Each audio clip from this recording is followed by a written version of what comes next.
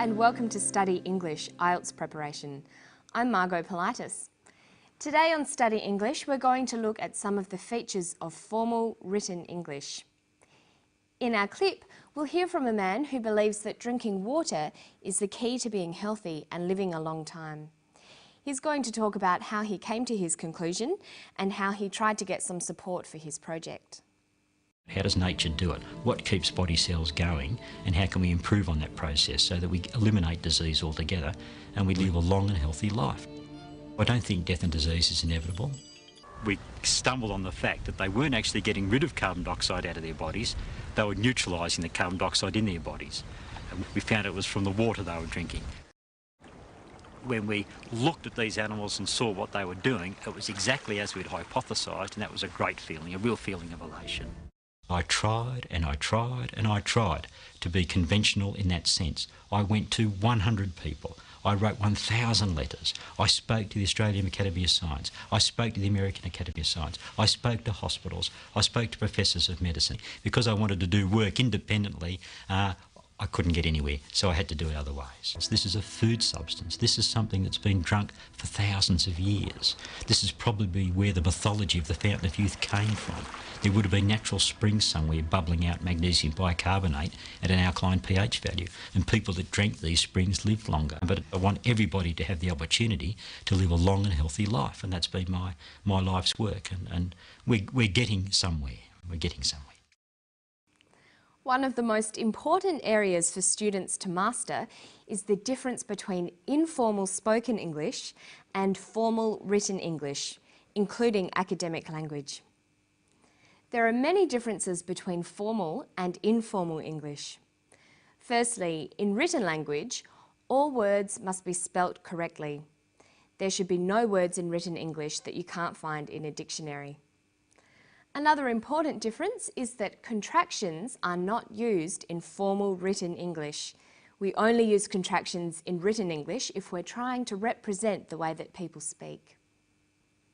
The clip we've heard today is, of course, spoken English.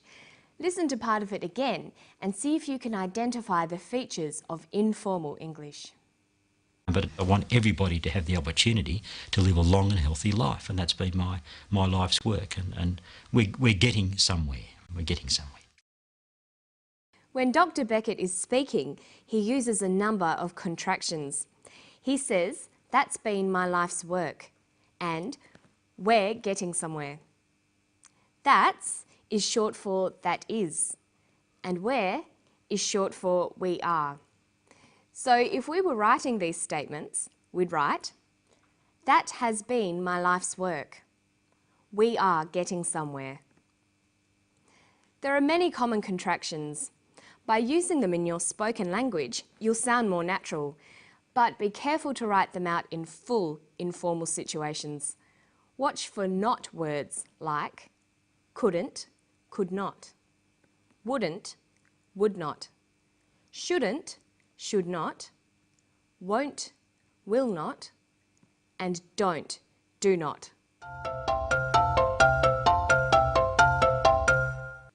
Another common feature of informal English is the use of phrasal verbs, or two-word verbs. Phrasal verbs consist of a verb and a preposition. They are commonly used in spoken English, and their meanings are idiomatic, giving the verb a special new meaning. Listen for some phrasal verbs in this clip. We stumbled on the fact that they weren't actually getting rid of carbon dioxide out of their bodies, they were neutralising the carbon dioxide in their bodies. And we found it was from the water they were drinking. This is probably where the mythology of the Fountain of Youth came from. He uses the phrasal verbs stumbled on, get rid of, found out, and came from. In formal written English, it's best to use single word verbs. So instead of saying they weren't getting rid of carbon dioxide, we would write they weren't eliminating carbon dioxide. And then we'd get rid of the contraction. So it would read, they were not eliminating carbon dioxide.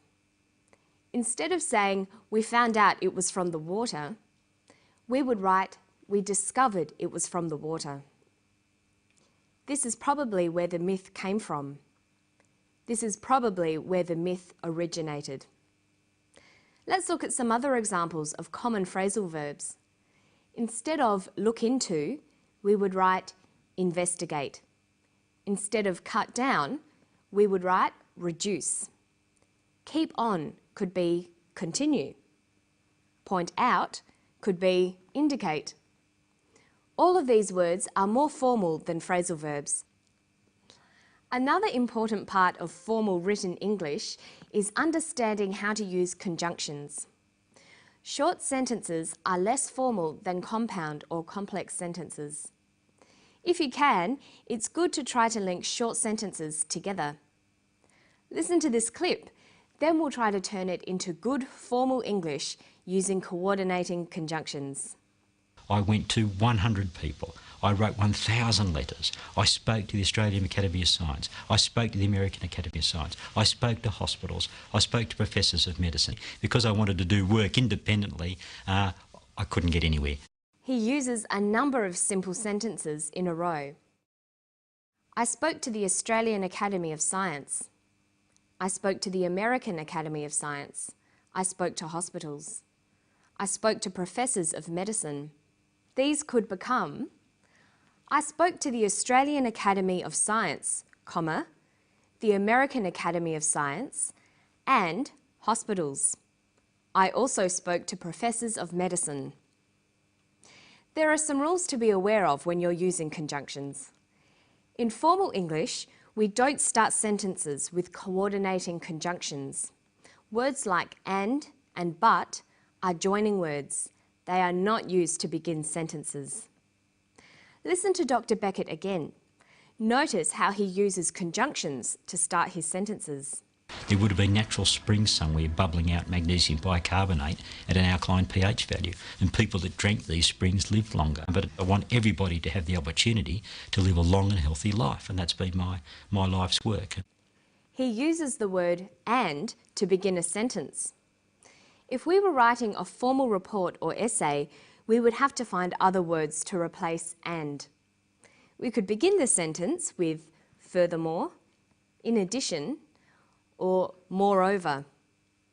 We could replace the word but with the word however. You should make lists of these alternative words so you use a variety of them in your written language. It's important to avoid repetition in your formal written English. Of course, repetition can be used to add emphasis in spoken English. You might hear people say things like, I really, really like that. But in formal academic writing, you should find other ways of adding emphasis. Listen to the way he uses repetition. I tried and I tried and I tried to be conventional in that sense. I went to 100 people. I wrote 1,000 letters. I spoke to the Australian Academy of Science. I spoke to the American Academy of Science. I spoke to hospitals. I spoke to professors of medicine. Because I wanted to do work independently, I couldn't get anywhere. I tried and I tried and I tried. To make this sentence more formal, you could either just drop the repeated verb or use an adverb like repeatedly. We could just write, I tried, or I tried repeatedly. Another way you can make your language more formal is to use the prefix re to indicate a repeated action. This doesn't apply to all verbs. Look at this sentence. He played and played the song again and again. We could write formally, he replayed the song repeatedly. And why don't you try practicing ways of making spoken language more formal? Or looking at ways that you can take formal written language and turn it into conversational English. That's all for today. I hope I'll see you next time on Study English. Bye-bye.